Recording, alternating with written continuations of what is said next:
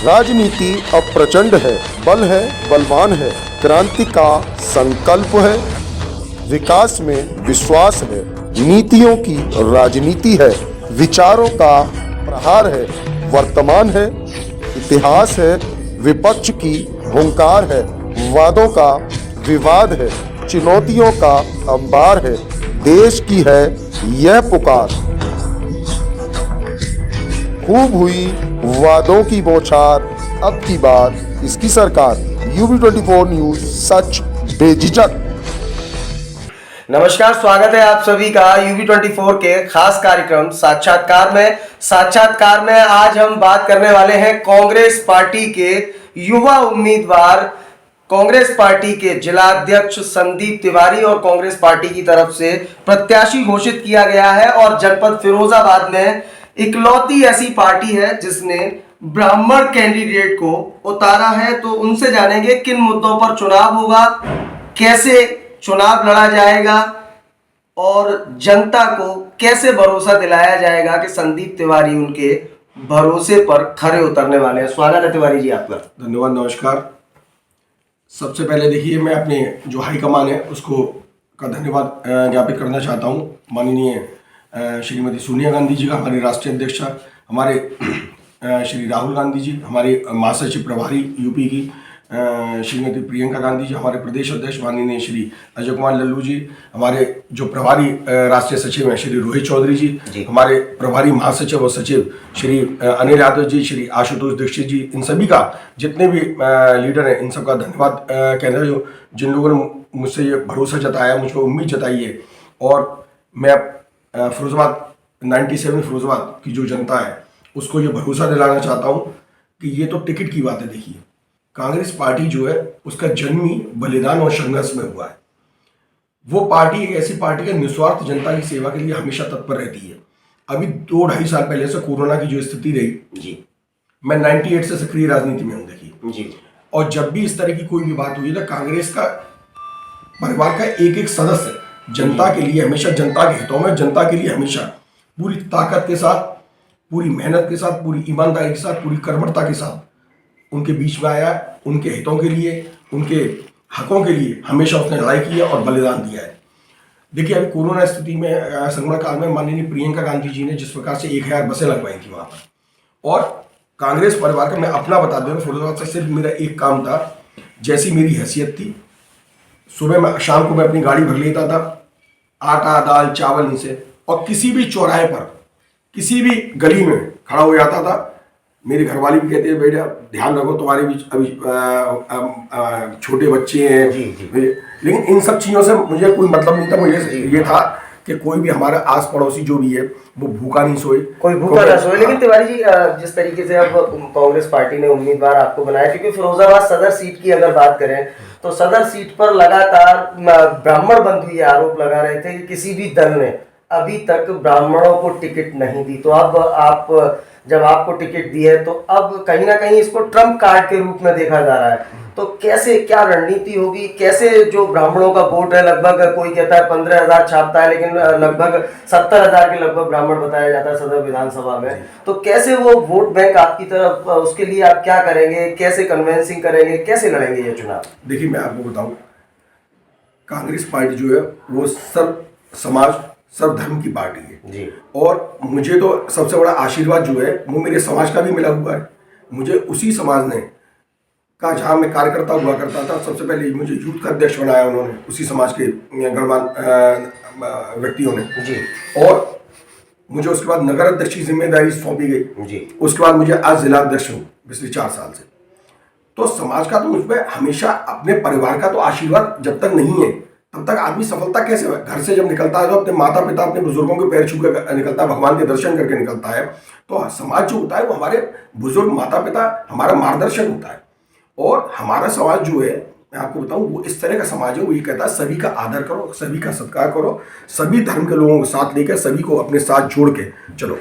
तो मुझ पर तो मैं आपको बताऊं, मेरे पिताजी की 32 साल इस जिला अस्पताल में सेवाएं रही जी। और हो सकता है मेरे पिताजी ने धन ज्यादा नहीं कमाया हो, लेकिन उन्होंने सम्मान बहुत कमाया जी। और मैं पूरी कोशिश करूंगा कि अपनी पार्टी, अपने समाज, अपने पिता, अपने बुजुर्गों का कहीं पर भी नाम नीचा नहीं हो, उनका कॉलर नीचा नहीं हो, और पूरी ताकत मेरा ये जो जीवन मैं आपको बता दूं कि कांग्रेस पार्टी के लिए है और अपने परिवार के लिए नहीं। इस फिरोजाबाद जहाँ पर मैं राजनीतिक रूप से, सामाजिक रूप से सक्रिय हूँ, यहाँ की एक एक जनता के लिए, एक एक यहाँ के नागरिक के लिए मैं अपना जीवन न्यौछावर करूंगा और मुझे पूरी उम्मीद है कि वो मुझे अपना आशीर्वाद देगी। देखिए अभी हमारे यहाँ कितनी विकराल स्थिति थी डेंगू में, और मैं अपने अनुमान से बता रहा हूँ कि 44 दिन मैंने इस जिला अस्पताल में निःशुल्क रसोई और एम्बुलेंस सेवा दी थी। चार एम्बुलेंस चला रहा था मैं। तकरीबन 5000 से ज़्यादा व्यक्ति, बच्चे, बुजुर्ग, महिलाएं खत्म हुए होंगे इस जनपद फिरोजाबाद में, जिसको इस प्रशासन ने छुपाया।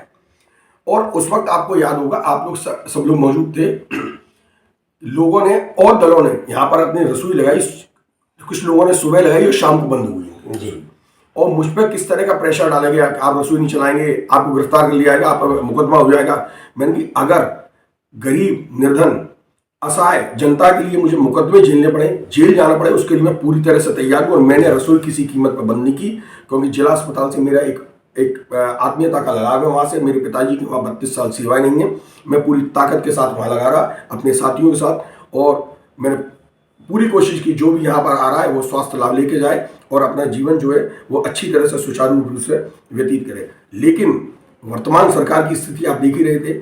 इससे पहले देखिए, कांग्रेस की सरकार 32 साल से नहीं है यूपी में, सभी दलों की 2-2, 3-3 बार सरकार बन चुकी है। यूपी में जो इंफ्रास्ट्रक्चर है वो कांग्रेस के समय का ही दिया हुआ है। आप चाहे पावर से संबंधित, बिजली से संबंधित, जो बिजली के कारखाने कांग्रेस के समय में लगे थे, उसके बाद कंजम्पशन जो है, खपत जो है वो 300 गुना ज्यादा बढ़ चुकी है, लेकिन उसके उत्पादन के लिए कोई पहल नहीं की गई। लोगों को लड़ाया जा रहा है धर्म के नाम पे, मजहब के नाम पे, भाईचारे के नाम पे, उनको लड़ाया जा रहा है। इन सब चीजों से क्या होगा? आपने देखा, हम लोगों ने एक शक्ति विधान बनाया महिलाओं के लिए, एक हमने भर्ती विधान बनाया हुआ युवाओं के लिए। युवा आज कहाँ जा रहा है?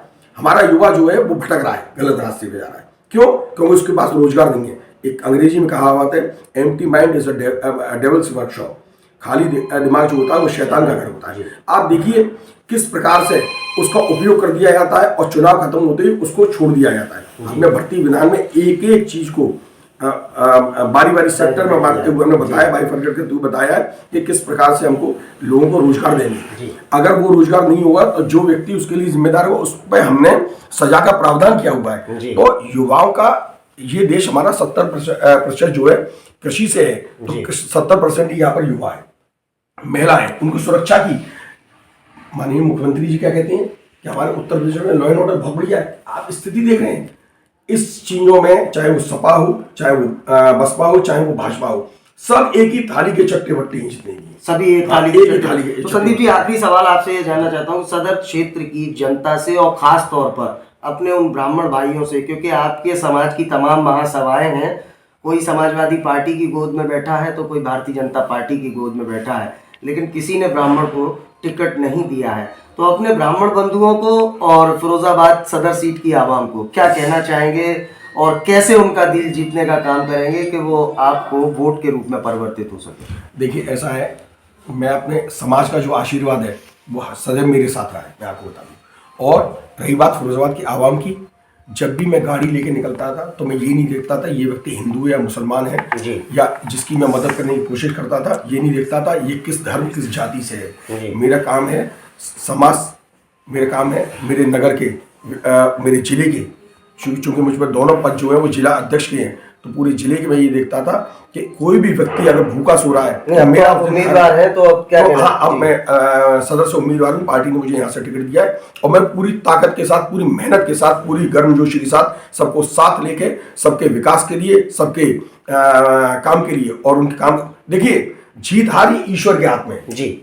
मैं ये नहीं जानता, लेकिन मैं ये जानता हूँ कि मैं अगर ईमानदारी और कर्मठता के साथ जिस तरह से मैंने अपना जीवन पहले निकाला है उसी तरीके से आगे निकालूंगा, तो जनता का, समाज का, सबका आशीर्वाद मुझ पर सदैव रहेगा। धन्यवाद हमसे बात करने के लिए। तो ये थे हमारे साथ कांग्रेस पार्टी के युवा उम्मीदवार एवं जिला अध्यक्ष फिरोजाबाद संदीप तिवारी, जिन्होंने साफ कर दिया कि इस बार का इलेक्शन किस तरीके से वो लड़ने वाले हैं। और जहां तक सवाल ब्राह्मणों का है तो उन्होंने यह भी कहा कि समाज का आशीर्वाद उनके साथ में है, लेकिन यह भी अब देखना दिलचस्प होगा क्योंकि तमाम महासभाएं हैं, कोई समाजवादी पार्टी में तो कोई बहुजन समाज पार्टी में तो कोई साहब आम आदमी पार्टी में तो कोई भारतीय जनता पार्टी में। तो आखिरकार कांग्रेस पार्टी में कौन सी महासभा होगी और कौन से ब्राह्मण बंधु होंगे, यह भी देखना दिलचस्प होगा। फिलहाल इस खास इंटरव्यू में इतना ही। अपने सहयोगी मयंक शर्मा एवं सार्थक कौशिक के साथ मैं देवाशीष शर्मा।